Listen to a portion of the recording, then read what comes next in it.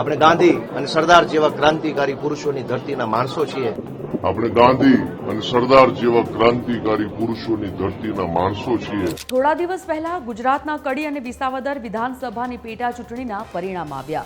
એમાં વિસાવદર બેઠક પર આપના નેતા ગોપાલ ઇટાલિયા પર ત્યાંની જનતાએ ભરોસો મૂકી તેમને ધારાસભ્ય તરીકે પસંદ કર્યા અને તાજેતરમાં જ તેઓએ ધારાસભ્ય પદ માટે શપથ લીધા.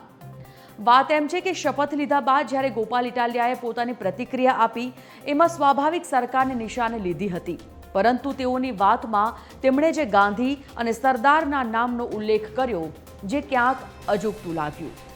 આપણે ગાંધી અને સરદાર જેવા ક્રાંતિકારી પુરુષોની ધરતીના માણસો છીએ. લાચારી કે વિવશતા આપણને પોસાય નહીં. જનતાના પ્રતિનિધિ તરીકે તમે વિસ્તારની સમસ્યાઓ વિશે વાત કરો એ ખરું, એ પ્રશ્નોના ઉકેલ માટે વાત કરો એ પણ ખરું, ધારાસભ્ય બન્યા છો એટલે હવે સક્રિય રાજકારણ કરો એ પણ ખરું. પણ ગોપાલભાઈ, તમે ધારાસભ્ય બન્યા બાદ ગાંધી અને સરદાર બોલો છો એ સારું લાગે. ભાષણના બાદશાહ તમને કહેવામાં આવે છે. ભાષા અને શબ્દોની રમતમાં તમે ચોક્કસ પ્રભુત્વ ધરાવતા હશો, પણ જ્યારે વાત દેશના માનનીય ક્રાંતિકારીઓની વાત આવે ત્યારે આ ખાલી ગાંધી અને સરદાર જેવા શબ્દનો પ્રયોગ યોગ્ય છે ખરો? ગાંધી અને સરદાર આમ બોલી શકાય, ઘણા બધા લોકો એવું માને છે. બોલી પણ શકાય. ઘણા બધા લોકો એવું પણ કહે છે કે ગુજરાતમાં તો માન આપવાની પદ્ધતિ વચ્ચે આવું ન જ બોલી શકાય, પરંતુ જૂના ક્રાંતિકારીઓને માનવાચક રીતે બોલાવવા જોઈ એવી કાયમને માટે લાગણી રહે છે.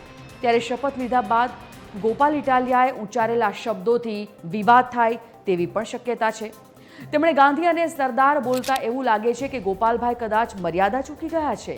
તેઓ ગાંધીજી અથવા તો સરદાર સાહેબ બોલી શક્યા હોત, પરંતુ તેઓ બોલ્યા નથી, એટલે સવાલ ઉપસ્થિત થયો છે.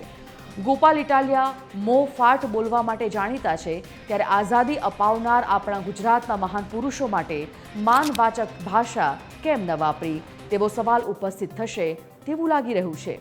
વિચારજો.